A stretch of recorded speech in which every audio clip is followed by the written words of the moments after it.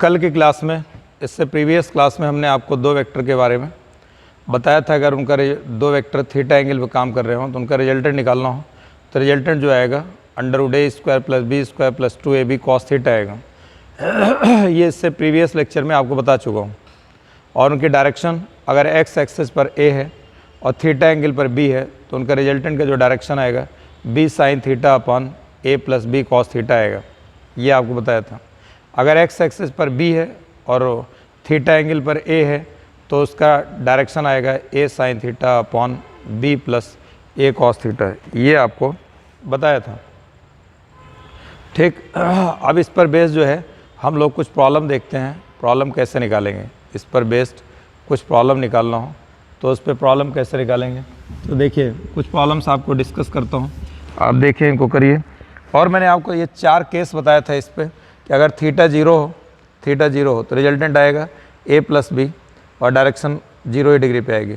और अगर आप थीटा 180 डिग्री हो तो रिजल्टेंट आएगा a - b आ जाएगा। रिजल्टेंट a - b आएगा बशर्ते कि a > b हो, या b - c आएगा b > a हो। और थीटा 90 होगा तो रिजल्टेंट जो आएगा वो √a² + b² आएगा। ठीक है, रिजल्टेंट। और अगर दोनों का मॉड इक्वल हो, वेक्टर a और वेक्टर b का दोनों का मॉड इक्वल हो तो tan थीटा जो आएगा, ये रिजल्टेंट जो आएगा 2a cos θ/2। इसको याद कर लो। अगर दो वेक्टर का मैग्नीट्यूड बराबर होगा तो उनका रिजल्टेंट जो आएगा वो रिजल्टेंट आएगा 2a cos θ/2। और डायरेक्शन जो आएगी दोनों वेक्टर के बीचों बीच से पार होगी। दोनों वेक्टर थीटा एंगल पर हैं तो θ/2 पर उनकी डायरेक्शन ये पार होगी। ठीक है, अब देखिए यहाँ पर अगर हम यहाँ पर अब मान लेते हैं, हम एक आपको प्रॉब्लम लेते हैं ये। अगर व्हेन एक सिंपल से प्रॉब्लम लेते हैं, when two equal vectors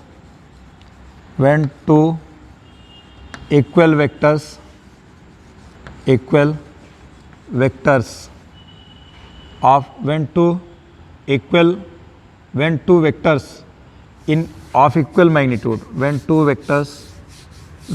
vectors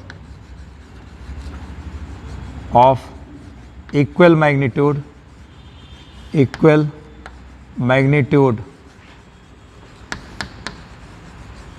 are acting at an angle theta,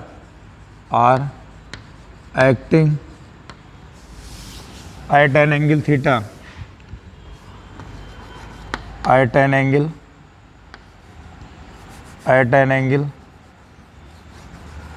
theta, their resultant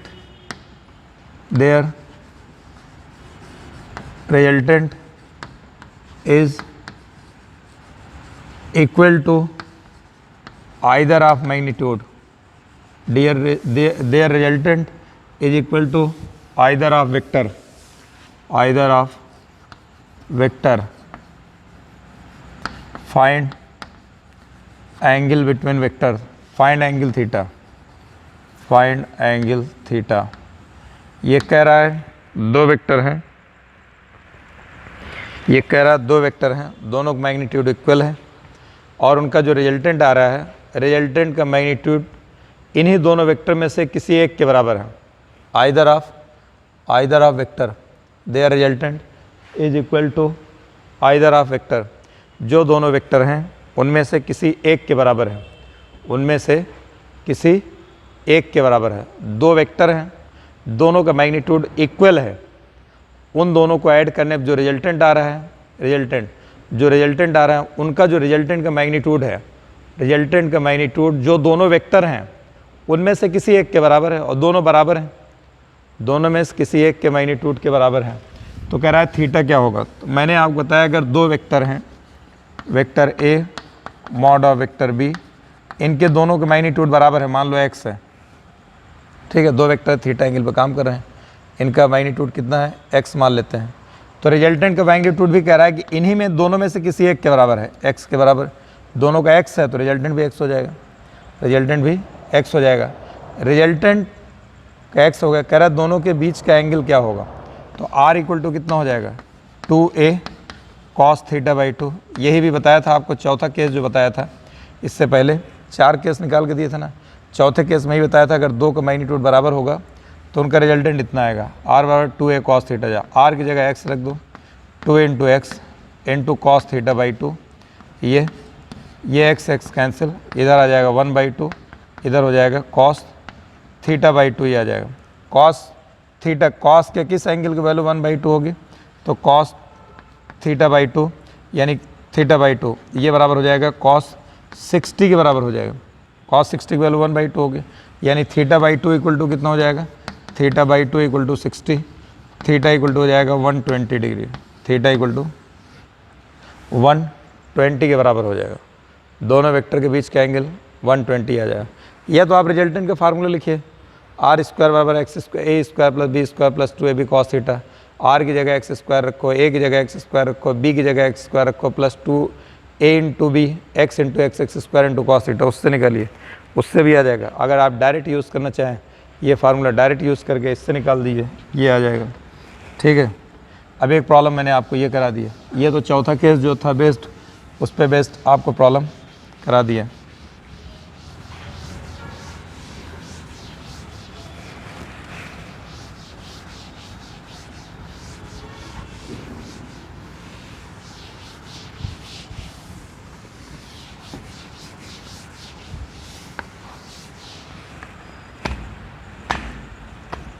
देखिए नेक्स्ट प्रॉब्लम ये कि व्हेन 2 वेक्टर्स, मान लेते हैं 2 वेक्टर्स लेते हैं, 2 वेक्टर्स p प्लस क्यू एक वेक्टर है एंड p माइनस क्यू दूसरा वेक्टर है, एंड p माइनस क्यू ये 2 वेक्टर है, एक वेक्टर p प्लस क्यू दूसरा p minus Q, are acting at an angle, are acting at an angle theta, at an angle theta, their resultant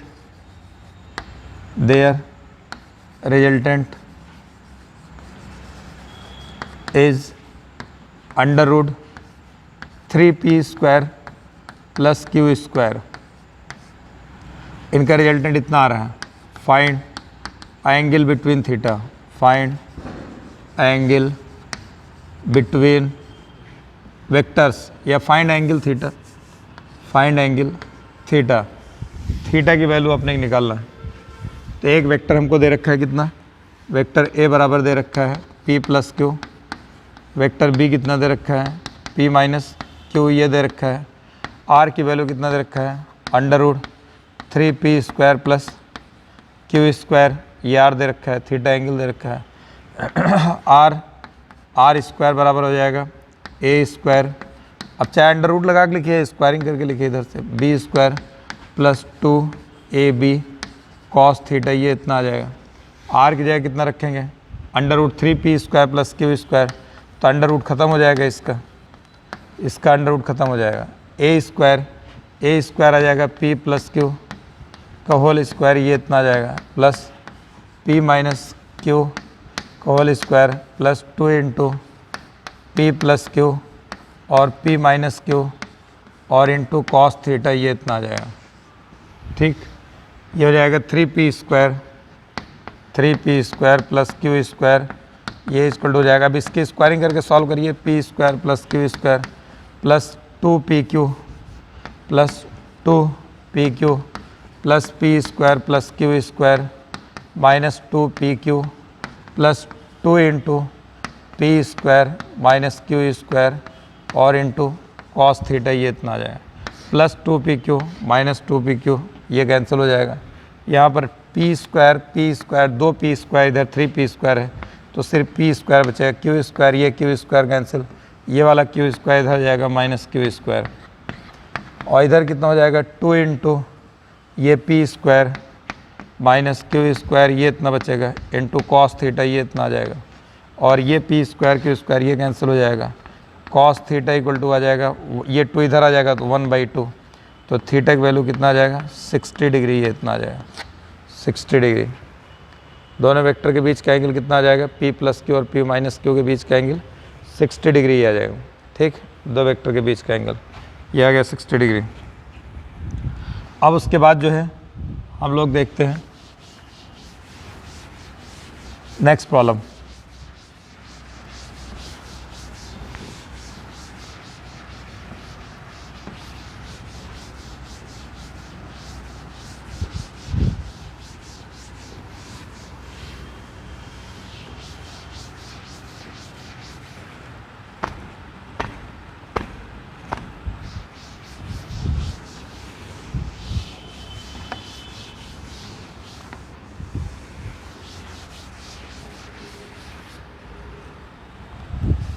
अब इसके बाद अगर मान लेते हैं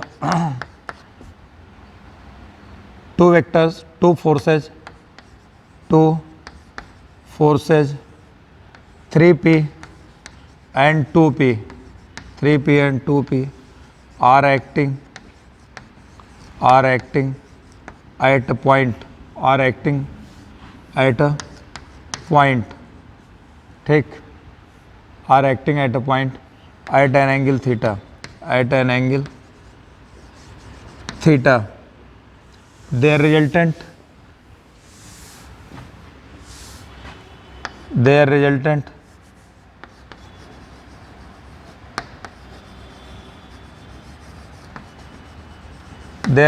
is R when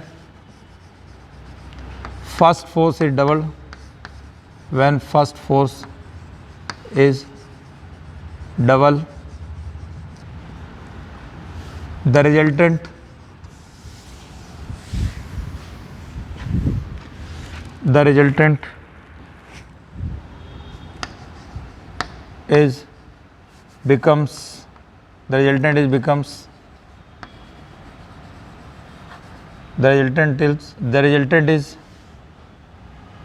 becomes also doubled, ठीक। फाइंड एंगल बिटवीन थीटा,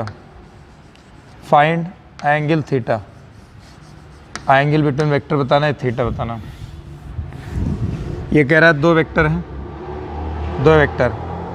एक 3p है मान लीजिए इतना, एक 2p है मान लीजिए इतना, इनका रिजल्टेंट ये r आ रहा है, ये ऐसे r आ रहा है, ये 3p है, ये 2p है, ये थीटा एंगल पे काम कर रहे हैं। कह रहा है कि इसको डबल कर दे रहे हैं, ऐसे जितना था यहाँ से यहाँ तक ये इतना इसको डबल कर दिया, और ये वाला 2p ऐसे है। कह रहा है रिजल्टेंट आल्सो डबल हो जा रहा है। अच्छा रिजल्टेंट दिख भी रहा होगा आपको डबल होते हुए, ये 6p हो जाएगा डबल करेंगे, और ये 2p वैसे ही है, थीटा उतना ही है, तो रिजल्टेंट वाली लाइन जो है ये क्या हो गई, डबल हो गई, ये भी ये 2r आ गया। तो पहले केस में, केस नंबर फर्स्ट में, ये केस नंबर सेकंड का है। ए कितना दे रखा है, ए दे रखा है 3p, बी कितना दे रखा है 2p, रिजल्टेंट कितना दे रखा है r, थीटा एंगल है, तो आर स्क्वायर इक्वल टू क्या हो जाएगा, R square equal to A square plus B square plus 2ab cos theta, ये इतना आ जाएगा। थीटा वही है, तो ये आर स्क्वायर ये इक्वल टू 3p का स्क्वायर, यानी कितना हो जाएगा 3p का होल स्क्वायर प्लस 2p का whole square plus 2 into 3p into 2p into cos theta, ये इतना आ जाएगा। आर स्क्वायर इक्वल टू हो जाएगा 9p square plus 4p square plus ये 2 3 जा 6 2 जा 12p स्क्वायर, ये इतना आ जाएगा इंटू कॉस थीटा। अब इसको चाहे अपना जोड़ लीजिएगा, ये कितना आ जाएगा, इसको अगर देखिए 9 4 13 हो जाएगा, तो ये हो जाएगा, यानी पहला इक्वेशन जो निकल के आ जाएगा आर स्क्वायर बराबर हो जाएगा आर स्क्वायर। अब इस सवाल में आपको हटा देता हूँ, ये सवाल तो आप समझ ही गए, मैंने पूरा समझा ही दिया आपको, ठीक है।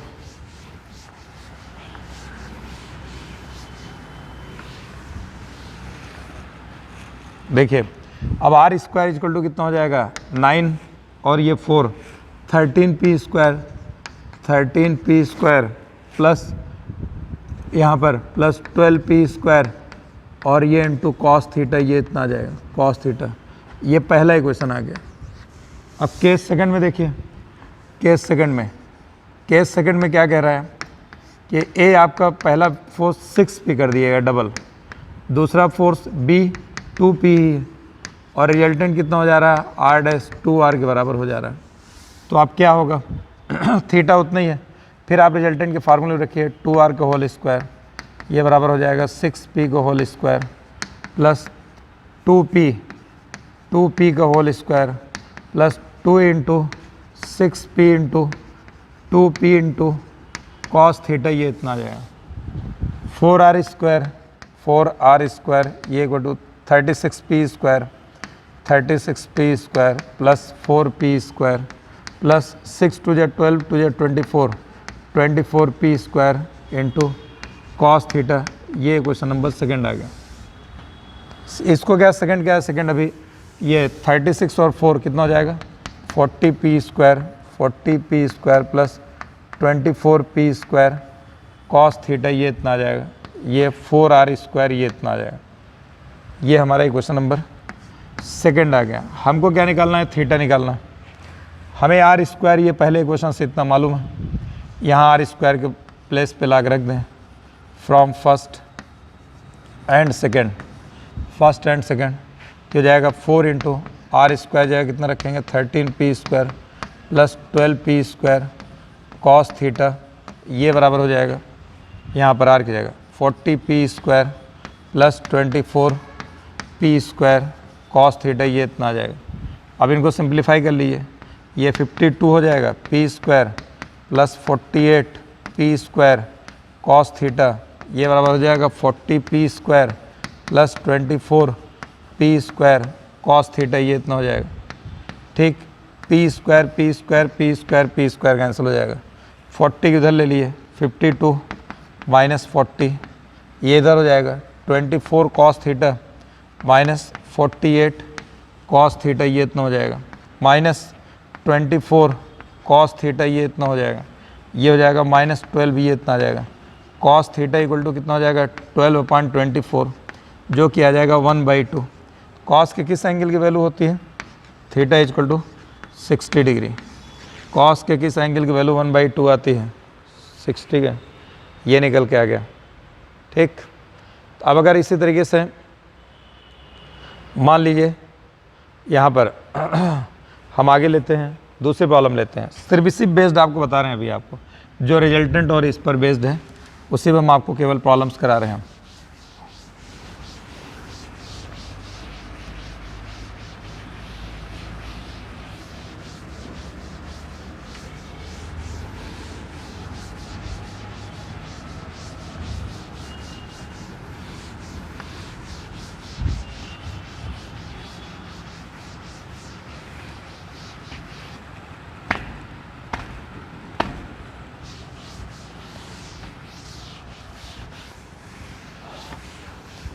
ठीक है, अब आपको एक प्रॉब्लम मान लो इससे हट करके थोड़ा कराता हूँ, थोड़ा टेस्ट बदलने पहले। अगर मान लीजिए 3 वेक्टर दे रखे हैं, ये ऐसे एक वेक्टर दे रखा है, एक ये फिगर बनी हुई है, ये ऐसे यहाँ वेक्टर ए है और ये 30 डिग्री वेक्टर बी है। ठीक, ये लाइन ऐसे आई है 90 डिग्री की लाइन आई है यहाँ पर, ये ऐसे, ये वेक्टर सी इधर है, ये थीटा एंगल पे ये इतना है और ये जो है ये तो दिख रहा है ये इतना 90 डिग्री है, ये 90 डिग्री है। यहाँ मॉड ऑफ वेक्टर ए दे रखा है 3, मॉड ऑफ वेक्टर बी दे रखा है 4, मॉड ऑफ वेक्टर सी दे रखा है ये 10 दे रखा है। Find number 1 X and Y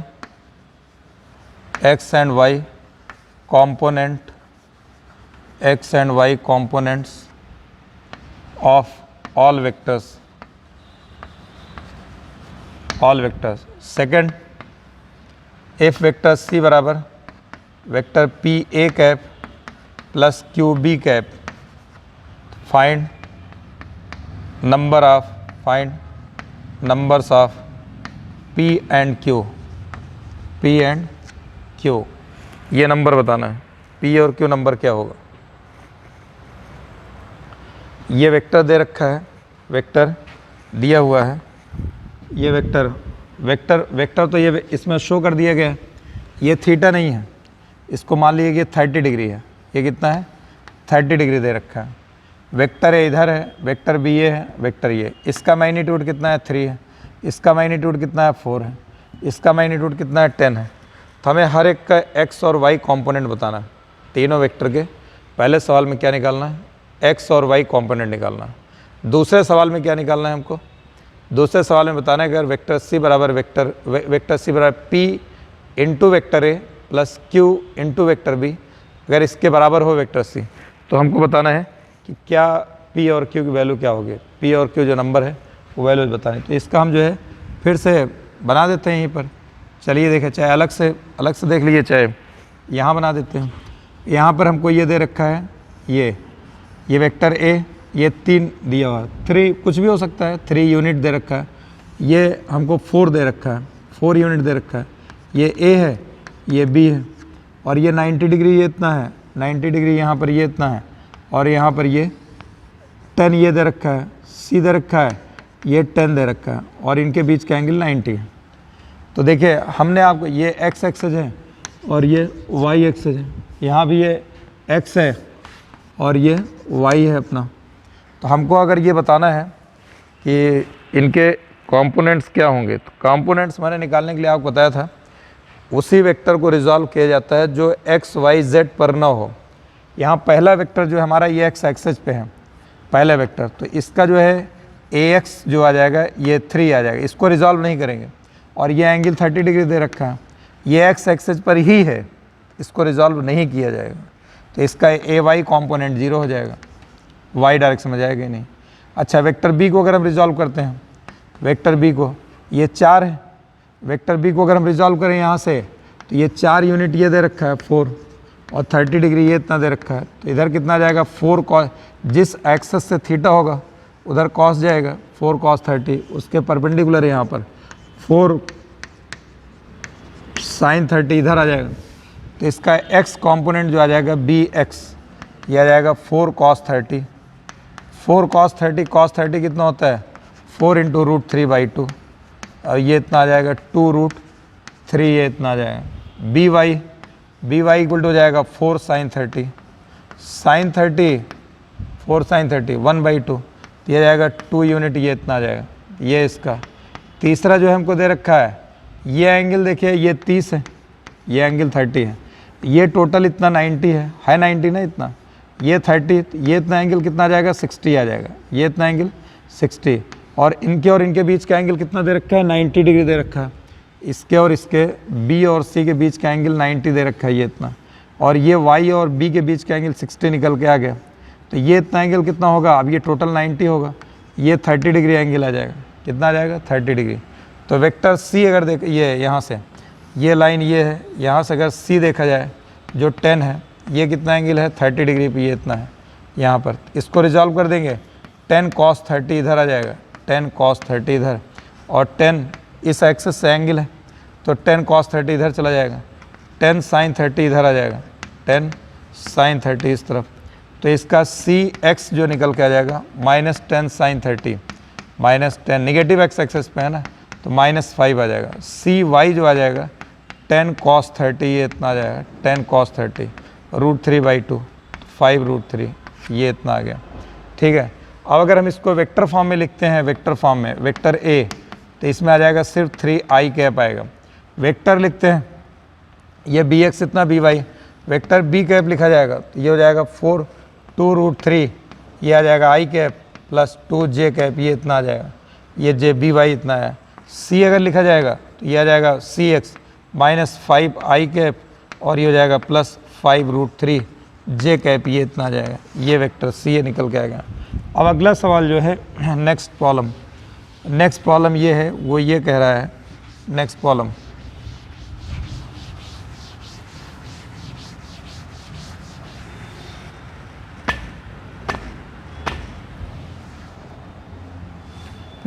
second problem ये कह रहा है अगर वेक्टर सी ये इक्वल टू आ जाए vector P into vector A plus Q into vector B के बराबर, ये इतना आ जाए, तो वेक्टर सी कितना निकल गया हमारे पास से लिख लिए minus 5i cap plus 5√3 J cap, minus 5i cap minus 5i cap plus 5√3 J cap, ये इतना है।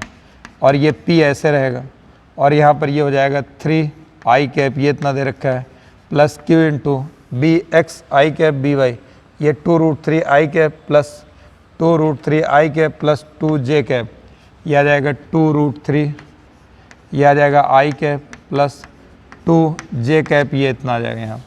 ठीक, तो यहाँ पर minus 5i cap plus 5√3j cap, ये इतना आ जाएगा। i को एक साथ ले लो यहाँ पर, ये हो जाएगा 3p प्लस 2√3 और ये हो जाएगा q इंटू आई कैप प्लस ये हो जाएगा 2qj कैप, ये इतना आ जाएगा।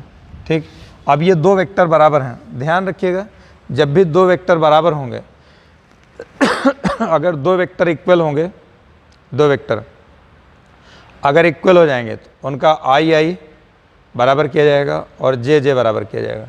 अब ये दो वेक्टर इक्वल हैं, एक इधर है एक इधर है, बीच में इक्वल का साइन लगा है, तो इनका आई और जे बराबर करिए। आई अगर बराबर करते हैं, यहाँ आई कोफिशेंट -5, इधर आई कोफिशेंट है 3p plus 2q plus 2q into √3, ये इतना दे रखा है। ठीक है, ये एक ही क्वेश्चन बन जाएगा। जे अगर बराबर करते हैं तो यहाँ पर आ जाएगा 5√3 और ये इक्वल टू आ जाएगा यहाँ पे 2q, ये इतना आ जाएगा। यहाँ q की वैल्यू निकल के आ जाएगी 5√3 अपान 2, ये इतना आ जाएगा 5√3 अपान 2, ये q निकल के आ गया। इसकी वैल्यू ला करके यहाँ पुट कर दिए, -5 3 इंटू पी प्लस 2 इंटू √3 और q जाए कितना रख देंगे 5√3 अपान 2, ये 2 से 2 कैंसिल हो जाएगा, ये √3 3 हो जाएगा, 5 से मल्टीप्लाई करेंगे 15 आ जाएगा, -15 इधर हो जाएगा -15, ये इतना आ जाएगा, ये इक्वल टू 3p आ जाएगा। p इक्वल टू कितना आ जाएगा -20 अपान 3, ये इतना p आ गया। तो ये p और q हमसे पूछा था, p और q कितना होंगे, ये p और q मैंने आपको ये बता दिए। ये मैं थोड़ा रिजल्टेंट से हट करके आपको एक रिजोल्यूशन पर बेस्ड क्वेश्चन आपको करा दिया। ठीक है, इस तरीके से एक थोड़ा सा और आपको पिछला रिवाइज करते हैं। ठीक, मान लीजिए देखिए ये आपका हो गया, तो अब इसमें जो है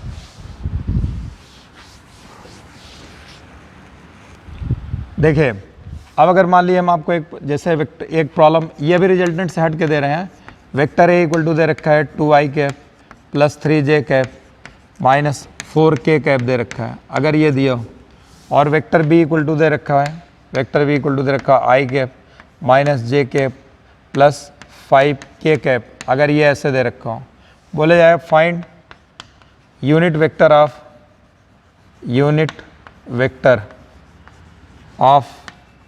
vector A plus vector B, vector A और वेक्टर बी का यूनिट वेक्टर निकालना है। इसका यूनिट वेक्टर क्या आएगा, इसका यूनिट वेक्टर बताना है, यूनिट वेक्टर क्या निकल के आएगा। यूनिट वेक्टर अगर निकालेंगे तो यूनिट वेक्टर बराबर मैंने आपको क्या बताया था, यूनिट वेक्टर अगर कोई वेक्टर ए है, जैसे कोई वेक्टर ए है, इसका यूनिट वेक्टर निकालेंगे n कैप बराबर ये हो जाएगा vector A upon mod of vector ए। जिस वेक्टर का यूनिट वेक्टर निकालना है, जिस वेक्टर का यूनिट वेक्टर निकालना है उसका मॉड निकालिए, जिस वेक्टर का यूनिट वेक्टर निकाला उस वेक्टर को लिखिए, उसके मॉड से उसके अंदर डिवाइड कर दीजिए, तो यूनिट वेक्टर निकल करके आ जाएगा। अब मान लीजिए यहाँ पर हम यूनिट वेक्टर ले, ये वेक्टर हमको a प्लस बी का यूनिट वेक्टर निकालना है तो पहले a प्लस बी निकालिए, a प्लस बी कितना आएगा, इसको ऐड करो सीधा सीधा, 2i और i ये आ जाएगा 3i cap, 3j minus j ये आ जाएगा प्लस 2j कैप, ये आ जाएगा -4k प्लस 5k, ये आ जाएगा प्लस k कैप। ये वेक्टर आ गया, इतना वेक्टर आ गया। इसका अगर हम मैग्नीट्यूड निकालते हैं, इसका मैग्नीट्यूड, इस वेक्टर का मैग्नीट्यूड निकालेंगे, ये आ जाएगा 3 का स्क्वायर 9, ये 4, ठीक है, और ये +1, ये इतना आ जाएगा +1, तो 9 4 ये √14 ये इतना आ जाएगा। अब हमको यूनिट वेक्टर जो चाहिए, वेक्टर a + b का यूनिट वेक्टर चाहिए, तो यूनिट वेक्टर बराबर हो जाएगा vector a + vector b upon ये हो जाएगा mod of vector a + vector b, ये इतना आ जाएगा। वेक्टर a + b वेक्टर कितना आ जाएगा 3i cap + 2j cap + k cap आ जाएगा अपॉन इसका मॉड कितना है 1/4, ये इसका मॉड निकल के आ जाएगा। तो ये इसका मैग्नीट्यूड निकल के आ गया। ये मैंने आपको वेक्टर इसका यूनिट वेक्टर ये भी रिजल्टेंट से हट करके बता दिया आपको, ठीक है। अब अगर मान लीजिए आपको फिर दूसरे रिजल्टेंट पे आते हैं, अगर सपोज कर लीजिए यहाँ पर कि ये आपको यूनिट वेक्टर ये पिछला रिवाइज करा दिया। अब आइए थोड़ा मुद्दे की बात पर फिर आते हैं हम लोग यहाँ पर।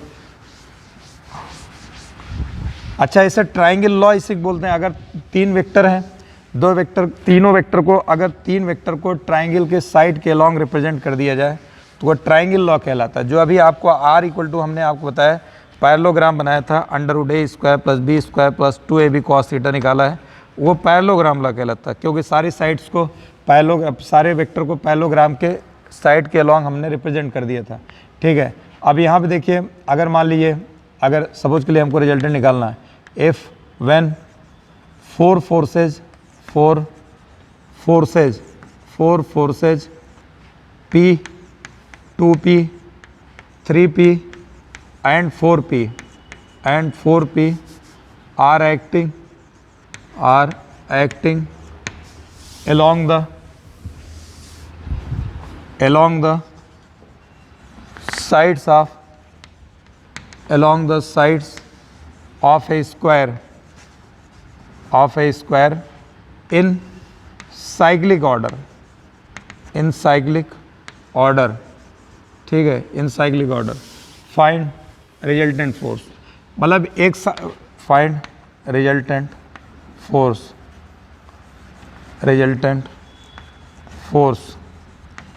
फोर्स कितना आएगा, इनका रिजल्टेंट फोर्स होगा। साइक्लिक ऑर्डर का मतलब जब भी आप स्क्वायर की साइड बनाएंगे तो स्क्वायर के साइड में पहले P लगाएंगे, फिर उसके आगे 2P लगाएंगे, फिर उसके आगे 3P, चाहे जहाँ से स्टार्ट करो, लेकिन रहेगा साइक्लिक ऑर्डर में। ऐसे नहीं मतलब कहीं भी स्टार्ट कर दिया, ऐसा नहीं, कहीं भी कुछ भी लगा दिए, 4 साइड दे रखा है, चारों फोर्स कहीं भी चिपका दो, ऐसा नहीं होगा। तो इसमें क्या होगा, ये जैसे हमने एक बना लिए यहाँ पर। अच्छा, मैं आपको इससे पहले एक चीज़ और बता दूँ, इसमें ज़रूरत पड़ेगी भी आगे, और आगे बहुत सारे जगहों पर इलेक्ट्रोस्टैटिक मैग्नेटिक फील्ड वगैरह ज़रूरत पड़ेगी।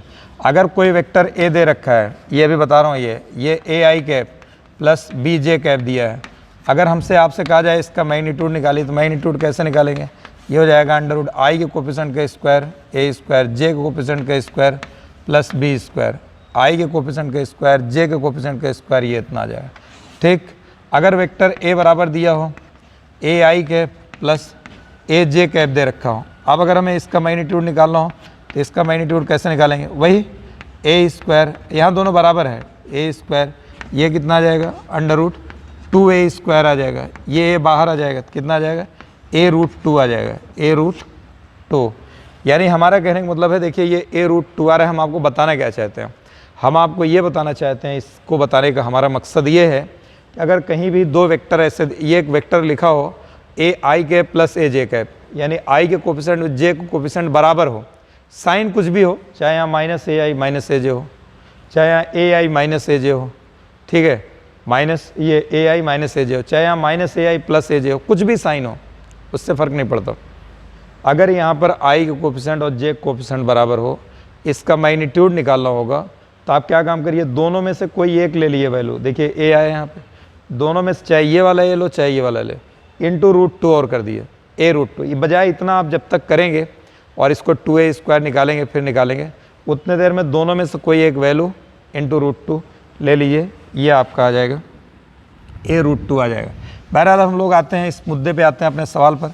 मुद्दा क्या है, मुद्दा ये है कि अगर 4 फोर्सेज हैं, चारों फोर्सेज को अगर ये इसको स्क्वायर के साइड के लॉन्ग अगर लगा दिया जाता है सिक्वेंशियल ऑर्डर में या साइक्लिक ऑर्डर में, तो हमको बताना है कि हमको निकालना ये है कि रिजल्टेंट फोर्स कितना होगा। अब मान लीजिए यहाँ पर A है, ये B है, ये ABCD हमने ले लिया, ठीक, ABCD, अब कहीं भी ABCD शुरू करिए, ए यहाँ लिख सकते हैं, बी यहाँ लिख सकते हैं, सी यहाँ, डी यहाँ।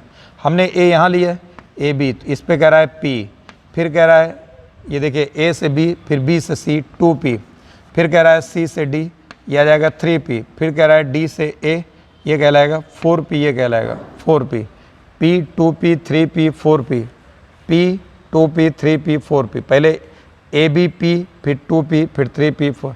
अब इनका सबका रिजल्टेंट निकालना है, तो रिजल्टेंट निकालने के लिए चारों फोर्स लिखिए। पहला देखिए ये p आपका x एक्सेस पे है, इसको लिखिए पी आई गैप, ठीक है। ये y एक्सेस पे है, इसको F2 लिखिए 2p j कैप, ये इतना आ जाएगा। फिर F3 लिखिए F3, ये तीसरा -3p i cap, -3p i cap. फिर F4 लिखिए F4, चौथा फोर्स ये है, नीचे की तरफ आ रहा है, negative direction, -4p j cap, ये इतना आ जाएगा। सबको ऐड कर दिए, तो ऐड करेंगे तो F बराबर आ जाएगा F1 + F2 + F3 + F4, ये इतना आ जाएगा, ठीक। F1 + F2 + F3 + F4 बराबर ये आए, -3p + p, तो ये कितना हो जाएगा -2p i कैप, ये इतना आ जाएगा। 2p j cap -4p j cap, कितना बचेगा -2p j कैप, ये इतना आ जाएगा।